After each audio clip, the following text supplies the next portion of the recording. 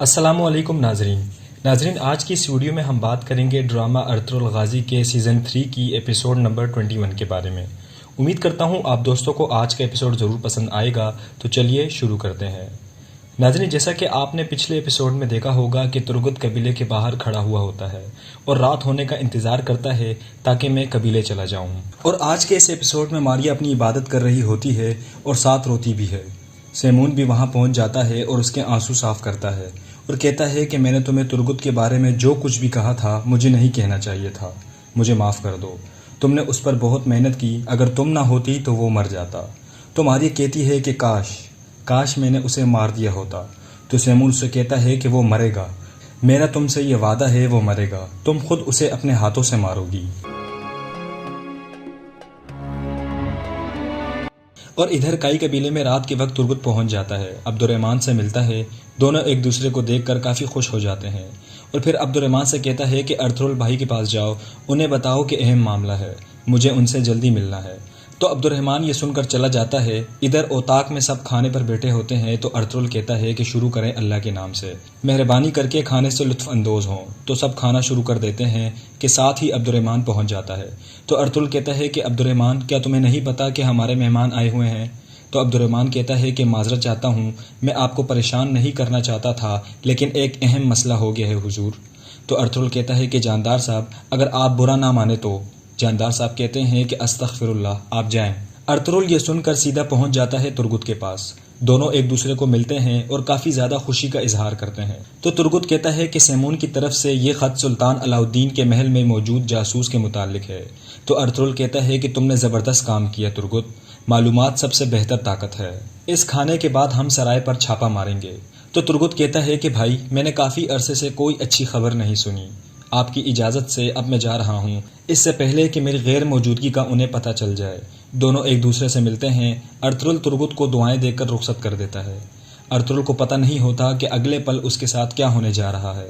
Ertugrul وہ خط کھولتا ہے، اس میں لکھا ہوتا ہے کہ میں نے ابو نکاش سے بات کی، اس کے ارادے بالکل صاف ہیں، سلطان علاء الدین کی ریاست سے دستبردار کرنے اور تخت چھیننے کے لیے اسے حاصل کرنے کے لیے ضروری ہے کہ بد امنی پھیلائی جائے، اور اس کے ساتھ ساتھ ارطغرل کی طبیعت بھی خراب ہو جانا شروع ہو جاتی ہے۔ اور مزید لکھا ہوتا ہے کہ جب میں نے سوالات کے لیے اماندہ کو ارطغرل کے حوالے کیا، مجھے نہیں پتا تھا کہ اورال اماندہ کو ختم کر دے گا۔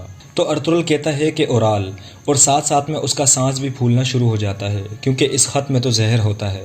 خیر سیدھا نکل جاتا ہے اوطاق کی طرف۔ اوطاق میں پہنچتا ہے تو یہ سب کھانے میں مصروف ہوتے ہیں، یہ بھی جا کر بیٹھ جاتا ہے اور کہتا ہے کہ جی آپ کھائیں۔ ارطغرل کی آنکھیں تبدیل ہوئی ہوتی ہیں، اورال سمجھ جاتا ہے کہ کام ہو گیا ہے۔ ارطغرل کو سب عجیب عجیب دکھائی دینے لگتا ہے، جس کو بھی دیکھتا ہے اس کا چہرہ بالکل بھیانک نظر آتا ہے۔ خیر اپنے آپ کو بڑی مشکل سے قابو کرتا ہے اور کہتا ہے کہ آپ لوگ کھانا جاری رکھیں۔ سب کھانے میں مگن ہو جاتے ہیں۔ ارطغرل کی آنکھوں سے خون نکلنا شروع ہو جاتا ہے، بہت ہی زیادہ عجیب منظر ہوتا ہے یہ۔ تو سردار جاندار کہتا ہے کہ اب سے ہم ایک ہیں، چاہے یہ شادی کا کھانا ہو یا پھر جنازے کا۔ جب ارطغرل کی طرف دیکھتے ہیں تو ڈر جاتے ہیں۔ پھر الیار کی نظر پڑتی ہے ارطغرل پر۔ ارطغرل اٹھ جاتا ہے اور سیدھا خیمے کے ساتھ جا کر لگتا ہے۔ افراتفری کا منظر شروع ہو جاتا ہے۔ الیار آ کر ارطغرل کو پکڑتا ہے، مگر ارطغرل اسے بھی مارنا شروع کر دیتا ہے۔ وہ دور جا کر گرتا ہے، اورال سامنے آ جاتا ہے۔ تو ارطغرل اپنی تلوار نکال لیتا ہے اور اورال بھی اپنی تلوار نکال لیتا ہے۔ اصلاحان اور حلیمہ بہت زیادہ چیخ رہی ہوتی ہیں، عجیب سی فضا بنی ہوتی ہے، کچھ بھی سمجھ نہیں آ رہا ہوتا ہے۔ سردار جاندار بھی پریشان ہو جاتے ہیں۔ ارطغرل وار کرتا ہے اورال پر، مگر اورال اپنی پوری طاقت لگا کر اسے روک دیتا ہے، پھر اورال کو لات مار کر گرا دیتا ہے۔ الیار اس کی طرف بڑھتا ہے، مگر ارطغرل اس پر بھی حملہ کر دیتا ہے۔ الیار بھی بڑی مشکل سے اپنی جان بچا لیتا ہے۔ تو آخر میں سردار جاندار کو مارنے لگتا ہے، تو سب خواتین پھر سے چیخنا شروع ہو جاتی ہیں اور کہتی ہیں کہ نہیں ارطغرل نہیں، کہ اچانک ارطغرل رک جاتا ہے۔ اور ادھر شیخ ابن العربی صاحب نے ہاتھ اٹھائے ہوئے ہوتے ہیں، جن کے الفاظ یہ ہوتے ہیں کہ تم فرماؤ، اس کی بنا لیتا ہوں جو صبح پیدا کرنے والا ہے۔ شیخ صاحب کی دعا جاری ہوتی ہے اور ادھر ارطغرل کی تلوار تھم جاتی ہے۔ ارطغرل نیچے گر جاتا ہے۔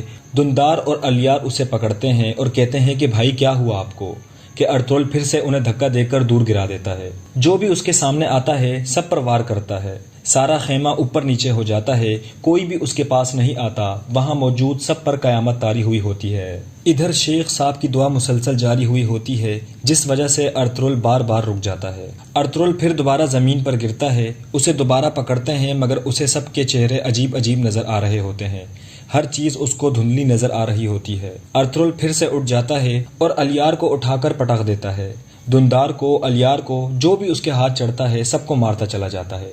کسی کو بھی سمجھ نہیں آ رہی ہوتی کہ یہ ہو کیا رہا ہے، اس کی آنکھوں سے خون بہنا شروع ہو جاتا ہے۔ شیخ صاحب کی مسلسل دعا کے بعد ارطغرل ایک بار پھر گر جاتا ہے، سب ارطغرل کو اٹھاتے ہیں، مگر ارطغرل بالکل بے حال ہوا ہوتا ہے، سب کی آہیں، سسکیاں، فریادیں لگی ہوتی ہیں، اور ارطغرل کی آخری سانسیں چل رہی ہوتی ہیں کہ اچانک کائی قبیلے پر قیامت برپا ہو جاتی ہے۔ سب کے دماغ معوف ہو جاتے ہیں کہ یہ اچانک کیا ہو گیا ہے، کہ ساتھ ہی آرتک بھائی اور درویش اسحاق پہنچ جاتے ہیں اور آتے ہی ارطغرل کا معائنہ شروع کر دیتے ہیں۔ ارطغرل بالکل بے حال ہوا ہوتا ہے، آرتک بھائی ان کا منہ کھول کر ان کے منہ میں چمچ دے دیتے ہیں، تو سردار جاندار کہتے ہیں کہ تکتامش، بالکل تکتامش کی طرح۔ تو آرتک بھائی کہتے ہیں کہ یہ زہر ہے، انہیں اندر لے جائیں، اور پھر وہاں اور افراتفری مچ جاتی ہے۔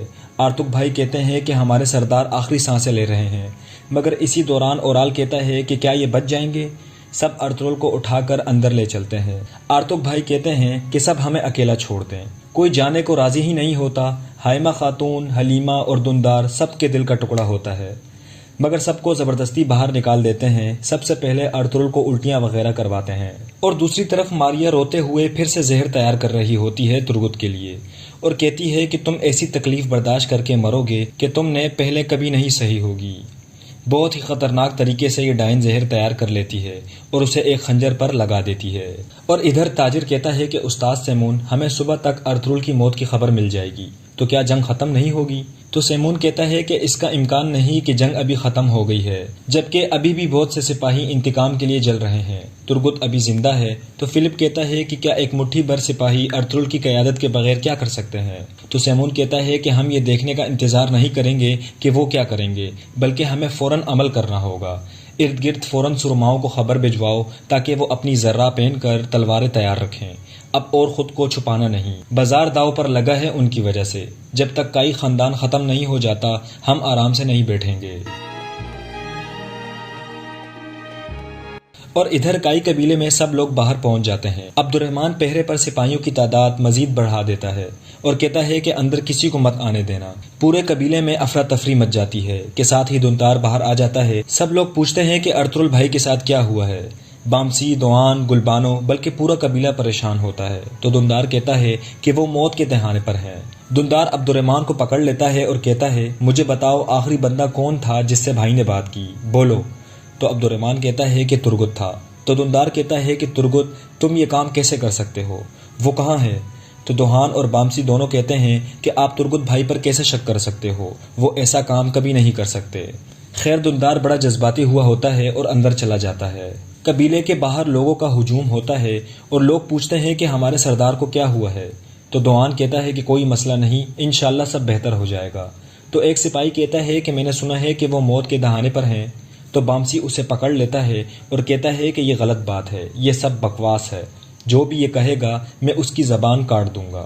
اور اندر آرتک بھائی اور درویش اسحاق دونوں حجامہ مکمل کر لیتے ہیں۔ پھر دونوں دعا کرتے ہیں ارطغرل کی صحت یابی کے لیے، کہ ساتھ ہی گندس آ جاتا ہے اور اپنے بابا کا ہاتھ پکڑ کر کہتا ہے کہ بابا ٹھنڈے پڑ رہے ہیں، بابا اٹھیں، بابا جاگیں۔ ارطغرل کا ہاتھ جب چھوڑتا ہے تو وہ بے جان ہو کر نیچے لٹک جاتا ہے۔ آرتک بھائی اور درویش اسحاق یہ سب دیکھ کر بہت زیادہ رو رہے ہوتے ہیں۔ گندس بار بار کوشش کرتا ہے اپنے بابا کو جگانے کی۔ تو آرتک بھائی کہتے ہیں کہ بیٹا تمہارے بابا گہری نیند میں ہیں، اپنے بابا کو مت جگاؤ، شاباش اپنی امی کے پاس واپس چلے جاؤ۔ تو ناظرین یہاں پر آج کے اس ایپیسوڈ کا اختتام ہو جاتا ہے۔ امید کرتا ہوں آپ دوستوں کو آج کا ایپیسوڈ ضرور پسند آیا ہوگا۔ اپنی قیمتی رائے ہمیں کمنٹس باکس میں ضرور دیجیے گا۔ آج کے لیے اتنا ہی، اگلی ویڈیو تک کے لیے اللہ حافظ۔